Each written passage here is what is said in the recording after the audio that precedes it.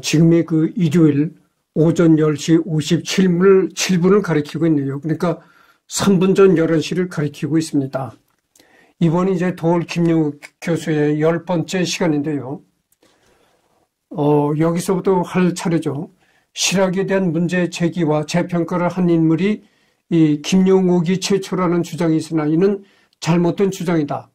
김용욱의 도끼 학설이 최초의 문제 제기라는 주장은 엄연한 사실 왜곡이다. 당장 이 문제에 대해 북학파 이전의 실학자들이 성리학자와 충분한 관련이 있다거나 북학파까지도 기존의 조선 성리학과 연속된다는 주제의 단독 논문이 나온 것이 1980년대 지두한 유봉학 등의 학자에 의해서였으며 관련 저서도 이때 출간되었다. 교수 신문 및 국사편찬위원회 편찬 한국사를 참고 다만 일반 대중이 학술적인 문제에 접근하는 것이 쉽지 않은 상황에서 김용욱의 책이 인기를 얻은 것뿐이다. 물론 최한기라는 개인에 대한 재평가라는 차원에서 김용욱의 연구가 비교적 이른 것은 맞으나 실학 전체 개념에 대한 문제로 들어가면 이것은 관련 학자들로서는 동의하기 어려운 주장을 하는 것이다.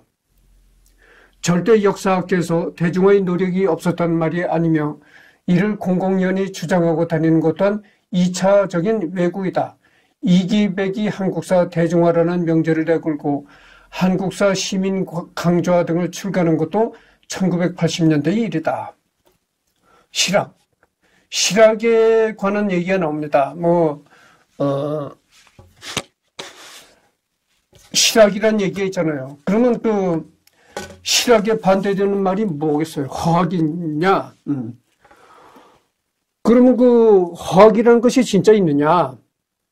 그 허학이라고 하는 것은 뭘 갖다 허학이라고 하겠어요? 공론을 얘기한단 말이죠. 이론을 위한 이론. 그리고 허구한 이론만 가지고 하는 걸 이제 속된 말로 허학이라고 할 수가 있는데, 조선시대 허학이라고 한다면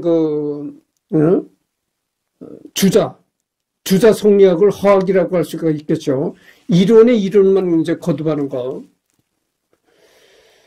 그래서 그렇게 허학에 몰두하니까 실학이 거기에 반기를 들고 실학이 탄생하게 되었느냐. 뭐 이런 얘기도 있는데, 실학은 없다.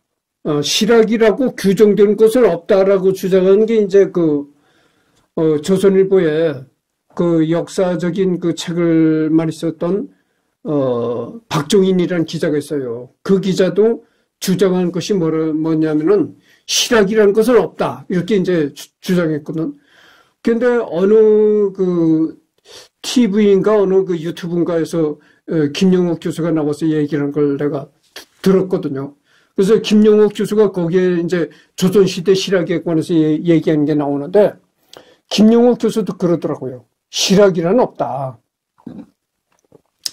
실학자라고 규정된 정약용이니 이런 사람들 전부가 조선시대 성리학을 신봉했던 사람들이다. 주자 성리학을 신봉했던 사람들이 이 실학이라고 다 이렇게 된 거다. 진정한 실학이라고는 없다. 뭐 이렇게 얘기를 하더라고. 근데 나중에 하여튼 내가 얘기를 했잖아요. 정약용이도 언젠가는 해볼 것이다 이런 얘기를 했는데 뭐 그때가 언제가 될는지는 모르겠어. 하도 해야 될 사람이 많기 때문에.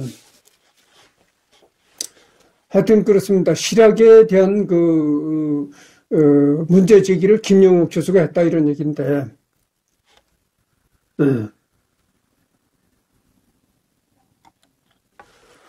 저서 도올 김용욱의 금강경 강해에 대해서 제다이의 어원을 인도로 보고 있는데 이에 대한 출처는 찾을 수 없다.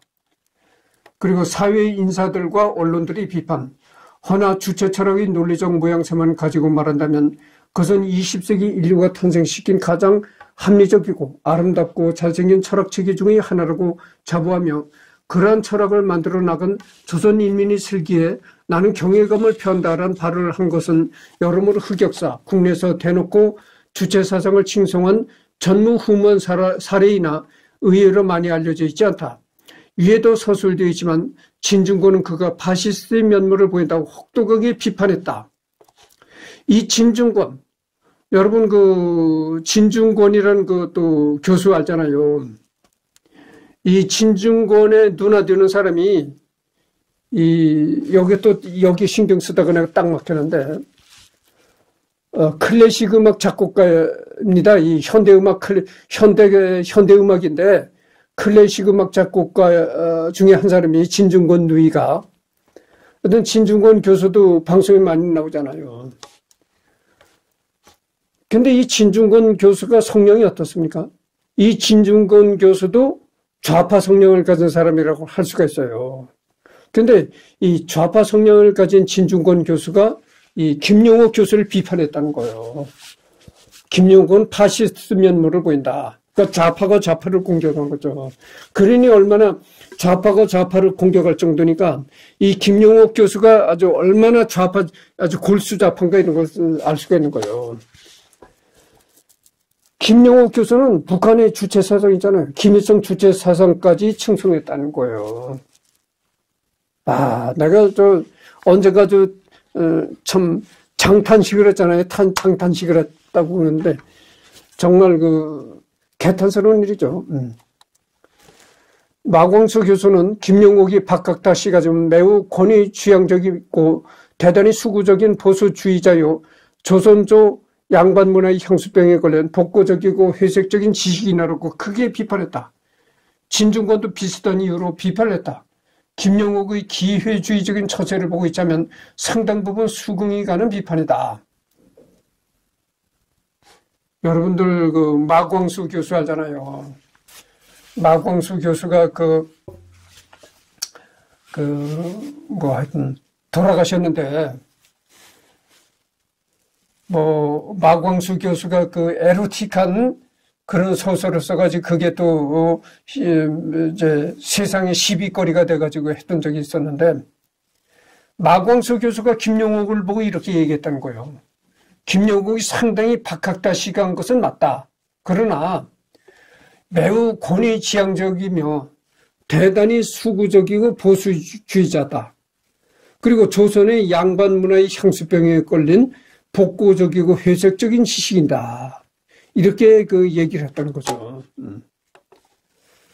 김성태가 2007년 출판한 도올 김용옥 비판이라는 책이 있다.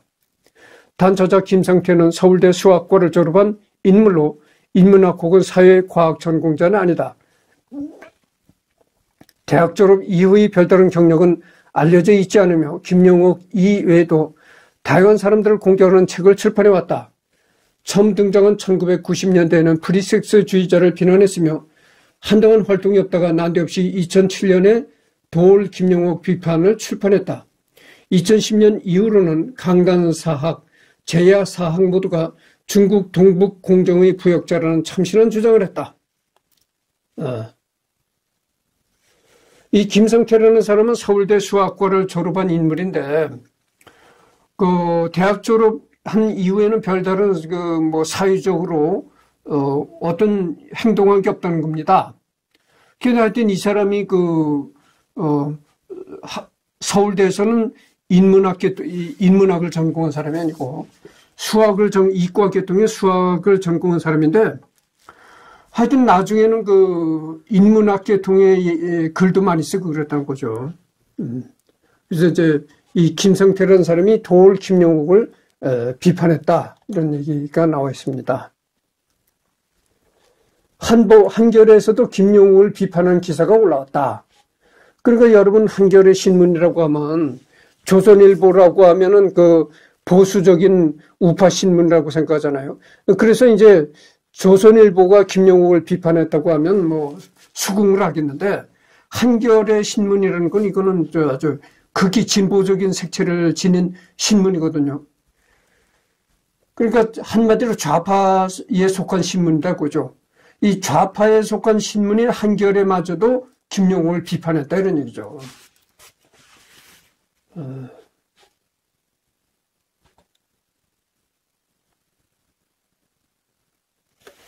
그리고 아돌프 히틀러, 이디아민, 김정일 같은 폴포트에 준하는 수준의 악질 독재자들도 사적으로는 친절하고 다정다감한 사람이었다.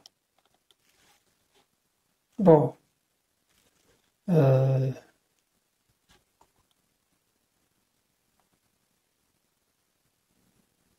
야, 이게 참, 북한이 얼마나 그 악독한 정권입니까? 장성택이 자기 공업부까지도 그냥 총으로 쏴 죽인 것도 아니고, 하여튼 기관 포인지 같은 걸로 포사를 했는지 기관총으로 죽였는지 그랬다잖아요. 시체마저도 흔적이 없어지고 확 흩어지는 그렇게 이제 죽였다는 거죠.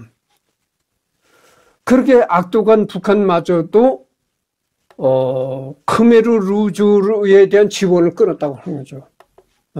심지어 북한조차 킬링필드의 실상을 알고는 크메르 루즈에 대한 지원을 끊었다.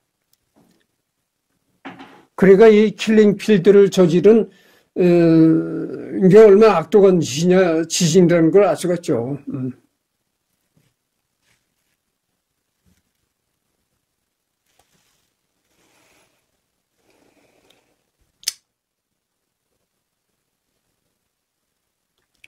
그리고 여기 보면 자신의 강의를 학점 인정이 되도록 처리하라고 때를 썼다 이런 게 나왔고, 원래 한국에서는 민족주의 사상이 좌익 정치와 연관이 있으니 그만이 독특한 성향은 절대 아니다. 민족주의는 과거 제국주의 국가나 선진국에서는 우파 사상, 구식민지 국가에서는 좌파 사상의 형태로 나타나는 것이 일반적이다. 절대 역사학계에서 대중의 노력이 없었단 말이 아니며 이를 공공연히 주장하고 다니는 것 또한 2차적인 왜곡이다. 이기백이 한국사 대중화란 명제를 걸고 한국사 시민 강조화 등을 출간한 것도 1980년대 일이다.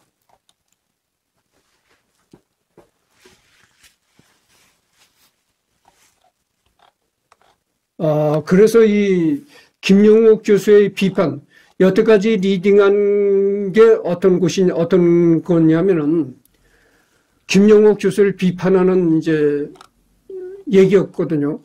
그래서 이제 비판하는 그런 부분으로 들어와서 얘기한 거기 때문에 곁가지에 들어와서 이제 얘기한 거다 그 말이죠. 그러면 다시 이제 본래의 길을 찾아가도록 하겠습니다. 그러니까 지금까지 한 얘기는 이 김용옥 비판이라는 곁가지로 들어와서 얘기를 한 겁니다. 그러니까 본래의 길을 찾아가도록 하죠. 예, 비판 이 부분을 들어가서 여태까지 진행을 했던 것입니다. 그러면 이제 사상가로서의 그의 모습이 있는 거죠. 김용옥의 사상은 후술할 내용을 보면 알겠으나 전통적 보수주의에 가깝다고 볼 수 있다. 보수주의가 이론에 기반한 사상이라기보다 감각에서 출발한다는 점 고려할 때 넓은 의미의 대한민국 보수주의에 속한다고도 볼 수 있지만 정치적으로는 그 반대인 좌파 민족주의자에 가깝다고 볼 수 있다. 좌파 민족주의. 이거 하여튼 그냥 넘어가겠습니다. 사회적 철학적 입장. 김용옥 본인은 자기 사상의 기본은 도가 철학과 중용에서 출발했다고 말한다. 물론 동양 철학에 국한되지 않기 위해 서양 철학이나 인도 철학 등도 열심히 공부했으며 모태 신앙인 기독교 신학 역시 공부했다. 동양 철학과 서양 철학을 나눠서 비교하는 방식이 아니라 폭넓게 여러 사상을 종합하는 입장이다. 그의 동정고전 번역을 봐도 니체, 라캉, 하이데거, 데리다, 촘스키 같은 인물도 인용된다 이런 얘기죠. 그러니까 김용옥 교수는 동양 철학을 전공했다고 했지만 그렇다고 해서 동양 철학에만 매몰되는 것도 아니고 서양 철학도 동시에 이렇게 많은 연구를 하고 이제 공부를 했다 이런 얘기죠. 그래서 모든 사상을 동양 철학이냐 서양 철학이냐를 구분짓지 않고 모든 서양 철학의 사상을 이제 인용하고 그랬다는 거죠. 김용옥은 자신의 철학 체계를 기철학 또는 몸철학이라고 부르는데 김용옥의 여러 서적에 기철학이 무엇인지 설명되어 있고 직접적인 설명이 아니라도 그의 사상 경영이 어떠한지는 그의 책을 읽어보면 대강 알 수 있다. 80년대 기철학의 두 가지 원리를 말하고 있으니 첫째는 인간의 모든 진리는 인간이라는 생물학적 조건에 구현되어 있다. 두 번째, 인간의 모든 진리는 사회적 실천을 통해서만 실현된다. 서양 철학에서 지금까지도 문제가 되는 정신과 육체, 본체와 현상의 문제의 경우 기철학에서는 전혀 문제가 되지 않는다고 한다. 동양의 세계에 관해서는 모든 것이 기로 이루어져 있기 때문에 본체와 현상처럼 근원적으로 분리되는 것이 없기 때문. 이 때문에 플라톤이 이데아론과 중세 기독교 신학 등은 철저히 거부되고 사실상 서양 철학 전반에 신화적인 요소가 깔려있다고 본다.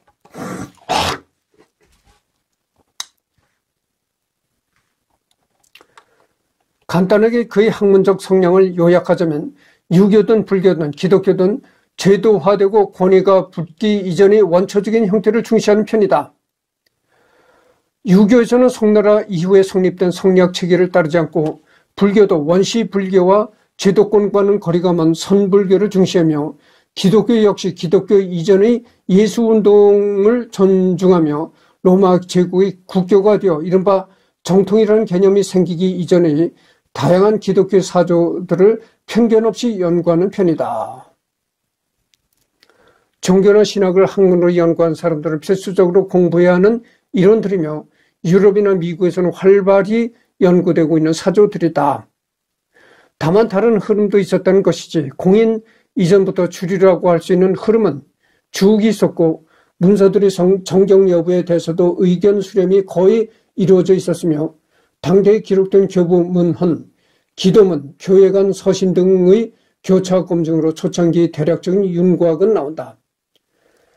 비평학계에서도 일부를 제외하면 기타 흐름들을 원시 가톨릭이라 일컬어지는 주류와 대등하게 취급하지 않는다. 하지만 김영옥은 그런 흐름 자체를 비판하는 것이다. 주류는 그냥 권력으로 찍어 눌러 만들어지는 것일 뿐 그건 신성이니 뭐니 하는 그들이 말하는 것들에 의거하지 않기 때문이라고 보는 것이다. 그것은 이제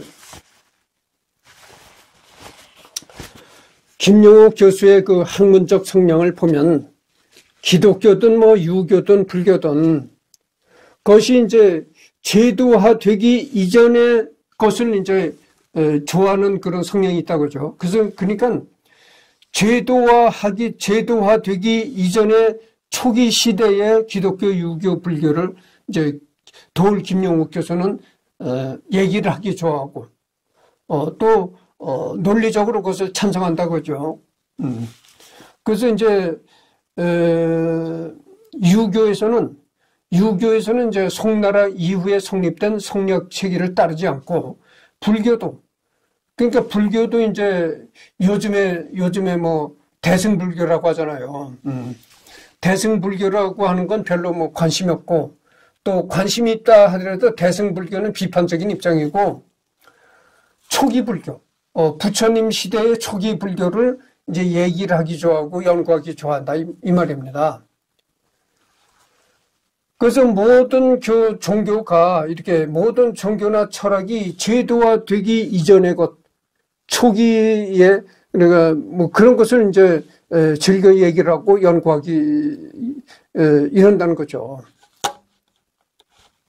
그런 성향을 김영옥 교수가 가지고 있다. 또한 김영옥이 한국 역사학계에 큰 파란을 일으켰던 것이 실학과 관련된 문제였다. 실학. 넓게는 유교에서 공리 공론에 기초한 헛된 학문이라는 뜻이 허학과 대립되고 실제 참된 학문이라는 뜻을 지닌다. 즉 실학이라는 용어 자체는 유교 내에서 쓰이는 보편적인 단어였다. 좁게는 조선 후기에 성리학을 보완하여 경세치용과 이용후생 실사구시 태도를 강조한 학문이라는 뜻이다. 한국에서는 천관우가 실학의 개념을 정립하면서 실학자들의 연구에 실사구시라 실학적인 측면이 있음을 강조하면서 후자의 뜻을 주로 쓰인다. 이 천관우라는 학자가 비로소 이제 실학의 개념을 정립했다. 이런 얘기죠. 그래서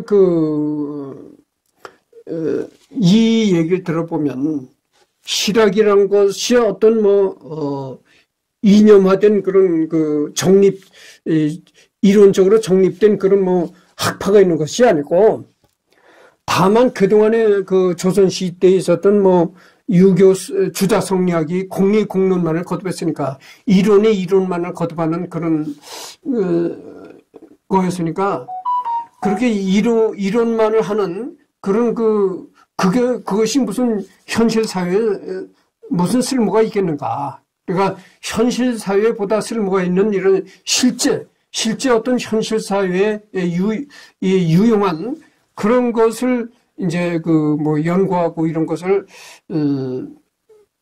그런 풍조가 생겼다. 이렇다 뿐이지 딱히 그것을 실학이라고 얘기를 할 수가 없었는데, 이제 뭐 여기서 보듯이 천관우라는 사람이 이제 실학의 개념을 정리했다 이런 얘기죠.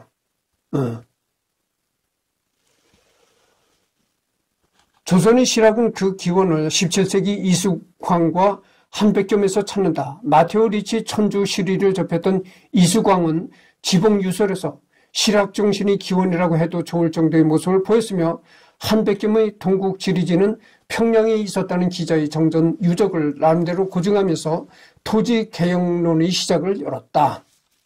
그런 겁니다.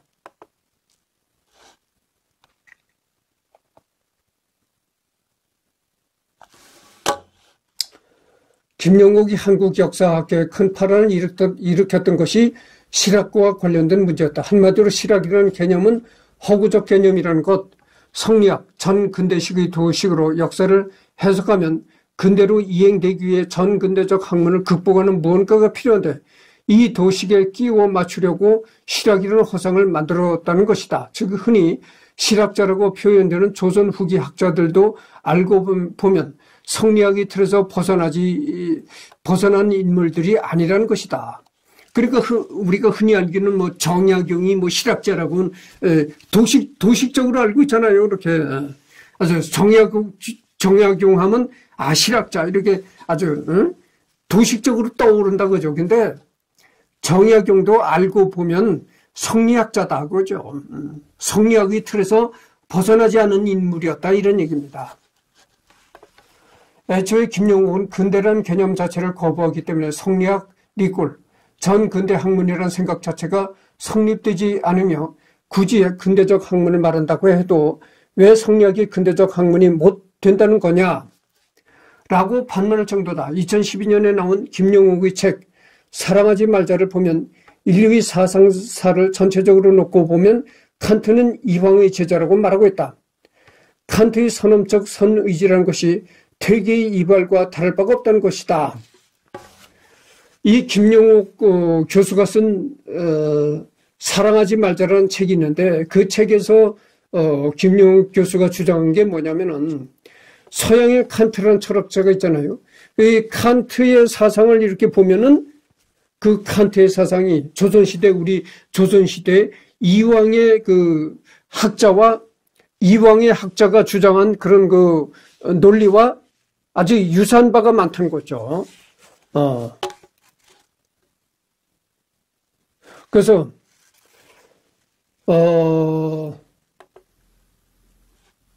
또 읽어봅시다.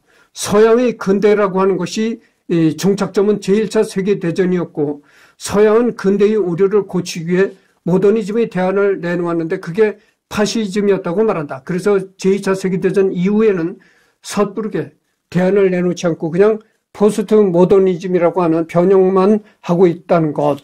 이런 상황에서 우리가 그런 서양의 조류를 따라갈 게 아니라 그냥 원래 우리 미천인 우리 전통을 제대로 배워서 재해석하는 게 낫다는 것이 그의 입장이다. 이런 것은 뭐 이렇게 주장하는 것은 김영옥 교수의 훌륭한 주장이죠. 김영옥 교수가 이런 주장은 참 훌륭한 주장을 지금 하고 있는 겁니다. 그래서 서양의 서양 철학, 서양의 사상만을 무조건 옳다고 우리가 생각할 것이 아니라, 우리의 전통에 스며져 있는 우리의 철학 사상가도 많잖아요. 이황, 이퇴계 이런 사람들. 그런 사람들의 논리를 우리가 심도 있게 배워서 우리가 더 현대적으로 발전시키자 뭐 이런 얘기인데 이런 것은 뭐 옳은 얘기라고 할 수가 있죠. 서양 철학자 중 화이트헤드의 책 이성의 기능을 번역했을 뿐 아니라 화이트헤드를 반복적으로 중요한 서양 철학자로서 언급한다. 그러니까 서양 철학자 중에 화이트헤드라는 사람이 있는데 이 사람이 쓴 책을 이제 김용옥 교수가 번역했다는 거죠. 화이트헤드. 뭐 이런 거 씁니다.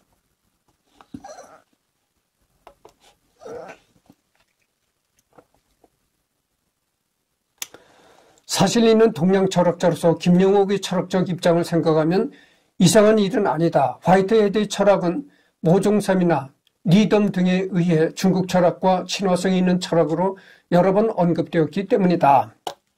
일단 확실한 건 그가 공부를 엄청 열심히 한다는 것과 자신감이 대단하다는 것이다. 상당한 논란이 있었던 요한 복음서와 토마스 복음서만 해도 이미 세계적으로 활발하게 연구되는 주제인데 한국 교회의 보수성으로 말미암아 쉬쉬하며 넘어갔던 것을 김용옥이 처음으로 본격적으로 소개했던 것이다. 물론 국내의 일부 신학계에서도는 논의되고 있었으나 대중적으로 알려진 것은 김용옥이 처음이다.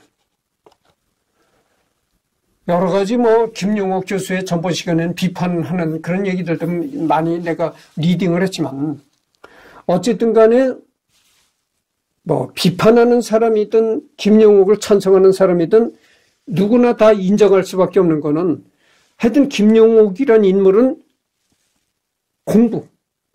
항상 공부 열심히 한다는 인물인 것만은 틀림이 없다. 이런 얘기죠.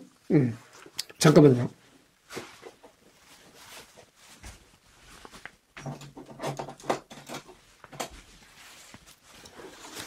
그래서 김용옥을 비판하는 사람이든 찬성하던 사람이든 김용옥이라는 인물은 열심히 공부하는 인물이라는 건 누구나 인정할 수밖에 없는 사실이다 이런 얘기죠. 근데 내가 지금 내가 하고 있는 게 인물백과잖아요.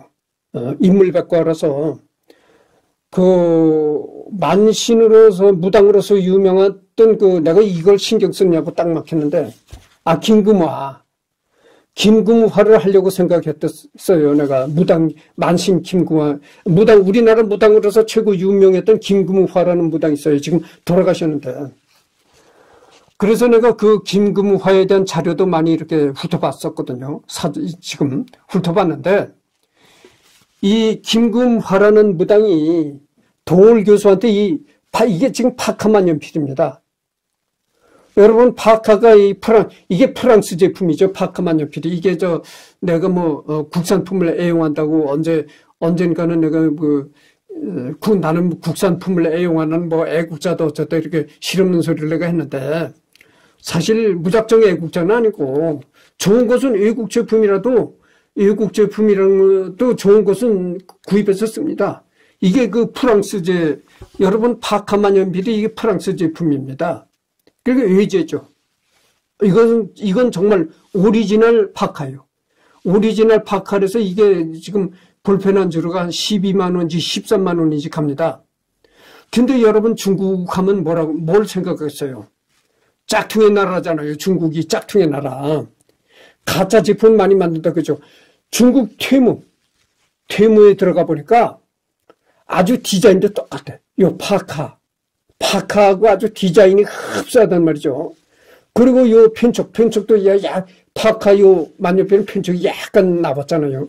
똑같아요. 아주 디자인이 똑같고 모든 게 다 똑같은데 가격이 이게 오리지널 파카는 이 만년필 한 자루에 12만 원인가 13만 원인가 한다고 내가 얘기를 했잖아요. 테무에서 짝퉁 파카는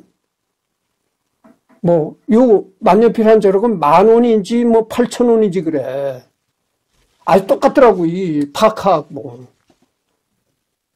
중국은 역시 짝퉁의 나라로구나. 내가 감탄했습니다. 근데 이 파카 만년필 얘기를 내가 왜 꺼내는 거 아니?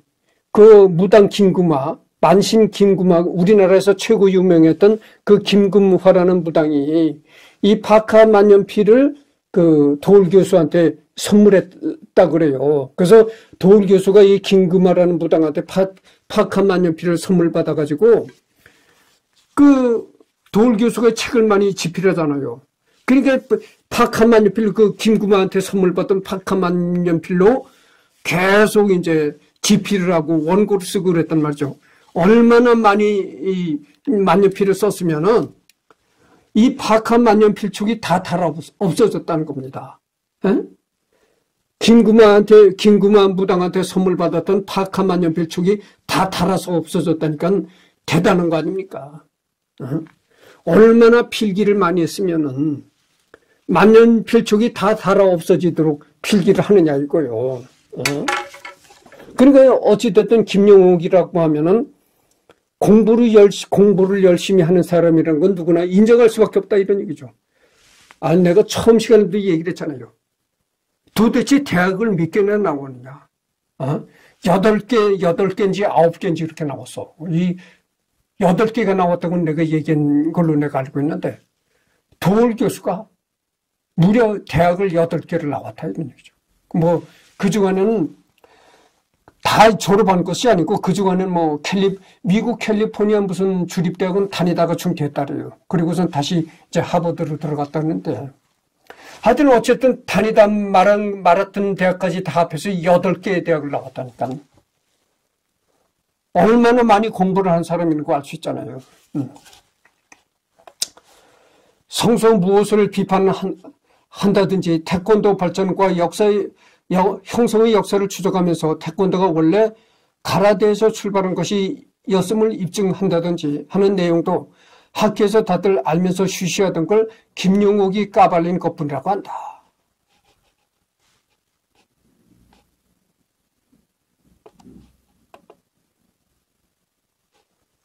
여기 보면은 성서무오설,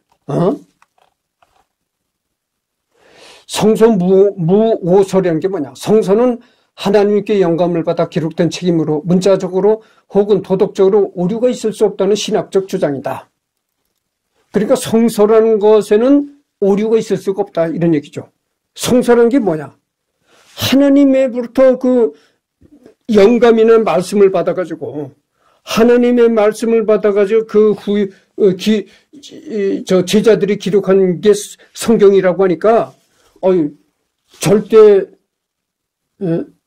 절대자의 신이 한 얘기가 뭐 잘못된 얘기 있을 수가 있겠어요. 그러니까 성서는 오류가 없다는 그런 얘기거든. 오류가 있을 수가 없다. 이제 이런 입장인데 기독교식 원리주의 일종이다. 성서무오설 안 해도 그러니까 성서무오설이라는 것은 성서라는 것은 오류가 있을 수가 없다. 틀림이 있을 수가 없다 이런 얘기라는 거죠. 모든 원리주의 분파가 그렇듯 경전의 모든 내용이 적혀 있지는 않기 때문에 적용에 있어 논란이 많다. 경전제일주의 특성상 누구나 경전을 해석할 권리를 가지고 있기 때문에 더욱 그렇다. 그래요. 이 성서무오설에 관해서는 여러 가지 주장이 많다는 거죠. 그럴 수밖에 없는 거죠. 조금 더 내가 읽어보도록 하겠습니다. 성서무오설과 같은 주장은 초기 그리스도교부터 있었지만 우리가 생각하는 그 성서무오설의 역사는 100년도 되지 않는다.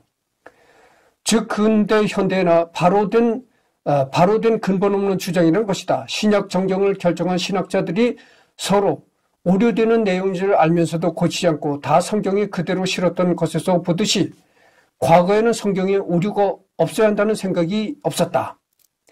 애초에 오류 없는 완벽한 성경을 만들 생각이었다면 당장 예수의 족보부터 토론을 하든 칼을 들고 싸우든 어떻게든 결론을 내려서 딱 한 족보만 성경에 실었을 것이다. 하지만 당시 신학자들은 복음서마다 다른 예수의 족보를 그대로 성경에 실었다.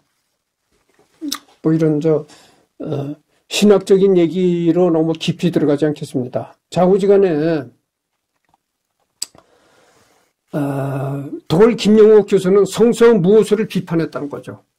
그러니까 성서에는 오류가 있을 수가 없다 하는 그런 학문적 입장을 비판하고 나왔다는 거죠. 김영옥 교수가. 그러니까 김영옥 교수는 어쨌든 간에 한마디로 올바른 거죠. 우리가 성서도 비판할 수가 있는 겁니다. 뭐 하나님의 말씀을 제자가 기록해 놓은 게 성경이다 해가지고 그렇게 믿고 있는데, 그렇다고 해서 성경을 무비판적으로 얘기할 수는 없는 거잖아요. 그러니까 그 김용옥 교수의 그 학문적 태도는 높이 살만한 거죠. 지금 돌아가신 김수환 추기경이나 법정 스님 등과 친분이 깊었다. 김수환 추기경은 논어 강의 때 출연한 적이 있고, 법정 스님은 김용옥의 금강경 강의 서문을 써준 적이 있다. 이 김용옥 교수는 돌아가신 천주교의 그 김수환 추기경과도 상당한 친분이 있었고, 그 다음에 불교의 법정 스님과도 친분이 있었다, 이런 얘기죠.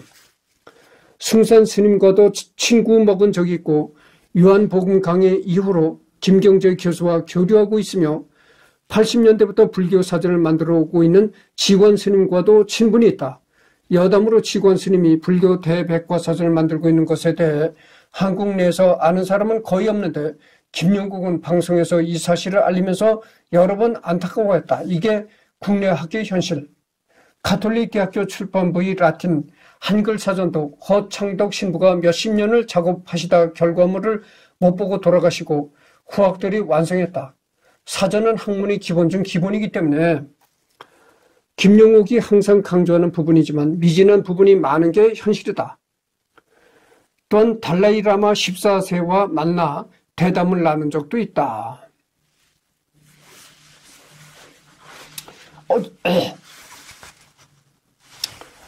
어쨌든 김용옥 교수는 여러 가지 이렇게 뜻깊은 일을 했다, 이런 얘기입니다. 노무현 전 대통령 때는 청와대에서 인터뷰 형식으로 대담을 한 적이 있었다. 그러니까 노무현이 통치할 때 노무현 대통령과 청와대에서 이제 도올 김용옥이가 인터뷰를 했던 적이 있다고 그러죠. 그리고 이명박 대통령과는 고려대학교 선후배인데 서로 편한 느낌이 대화를 했었다.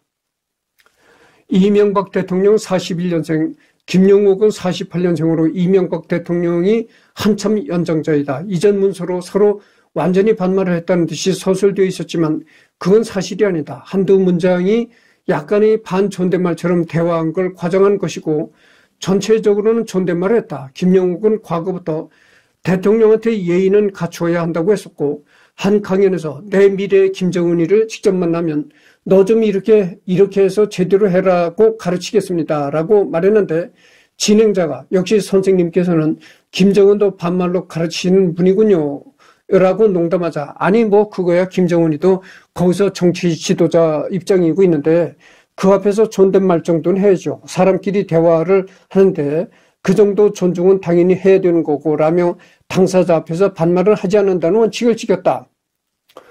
이거는 뭐 김용옥 교수의 말이 이거는 정당한 거죠. 나이를 떠나서 그러니까 직책도 뭐 별 볼 일 없는 뭐 마을의 이장이라든가 뭐 부장이라든가 이런 직책을 가지고 있으면 뭐 나이가 비슷하면 말을 놔도 되는데, 직책이라도 그렇지 않잖아요. 한 나라 지도자라는 거는 한 나라를 국가를 이끌어가는 지도자라는 것은 나이의 많고 적음이 그걸 따지지 않는 겁니다. 그래서 나이가 아무리 자신보다 적더라도 한 나라의 지도자하고 마주 앉아서 얘기를 할 때는 존칭을 써야 하는 것이 원칙이죠. 그러니까 평소에 뭐 김정은이 어쩌고 얘기를 하니까 이 도올 김용옥 교수한테 물었다는 거예요. 아니 그럼 진짜 김정은이 앞에서 김정은이하고 대담할 때도 그렇게 반말하겠느냐 이렇게 물어보니까 그건 아니다. 여기서는 김정은이 없는 데서 내가 이렇게 얘기를 하지만 김정은이 앞에서 이렇게 대화를 한다면 최소한의 그래도 예의를 갖춰서 존댓말 정도 해야지 이렇게 얘기를 했다는 거야. 그러니까 뭐 김용옥 교수의 말이 뭐 틀렸다고 말을 할 수는 없는 거죠. 당연한 거죠. 국악의 경우도 고려대학교 문과대학 철학과 교수 재직 시절 농악대에 지대한 관심을 보였고, 또한 대충 국악계 인사들과만 어울리는 게 아니라 빈민가 월시집에 살고 있는 아무도 못 알아보는 명인들을 직접 방문해서 음악을 배우거나 그들의 생계를 도와주거나 하면서 정말 구체적으로 활동했다. 지금도 그 명인들을 기억하는 사람은 주위에 아무도 없다. 그래서 이 김용옥 교수는 국립국악관현악단 단장과 중앙대 총장을 지낸 박범원 교수와 아주 절친했던 친구죠. 거기서 이 도올 김용옥 교수는 그 국악계 명창이라고 딱지가 붙고 인간문화재라고 딱지가 붙은 이 국악하는 사람들 중에 굉장히 어렵게 사는 국악인이 있었다. 정말 빈민가 월세집에서 어렵게 살고 있던 그 명창이라는 딱지가 붙은 국악인들을 찾아가서 음악을 배우거나 그들의 생계를 도와주는 일도 했었다 이런 얘기죠. 김용옥 교수가 이것은 참 이거 뭐 굉장히 칭찬받아야 할 일이죠. 알게 모르게 제자들도 상당히 많다. 대학교에서 가르친 경우도 있고 과거 도올 성원을 운영하면서 가르친 경우도 있다. 대표적인 사람이 오학령, 원더풀 데이지 음악감독 원일, 팔체질 의학의 원리를 쓸 현재 주원장 한의원 원장 주석군, 서유구의 임원경제지 완역을 목표로 하는 정명현을 위시로 한 임원경제연구소 임직원들 등 지금까지 그가 저술과 방송 강의를 통한 일종의 어록들은 대략 다음과 같다. 호국 불교는 지배 권력과 결탁한 불순한 전통일 뿐이다. 조선 후기 실학이라는 개념은 완벽한 픽션에 불과하다. 그러니까 내가 방금 전에도 얘기를 했잖아요. 이 실학이라는 개념은 없었다 이런 얘기죠. 실학이라는 개념은 없었다 이런 얘기입니다. 이 실학이라는 건 없었다고 얘기하는 사람이 이제 아까도 있지만 조선일보의 박종인 기자도 그런 얘기를 했고 도올 교수도 이렇게 얘기를 한다는 거죠. 실학이라는 개념은 정해진 개념은 없었다 이런 얘기를 한 거예요.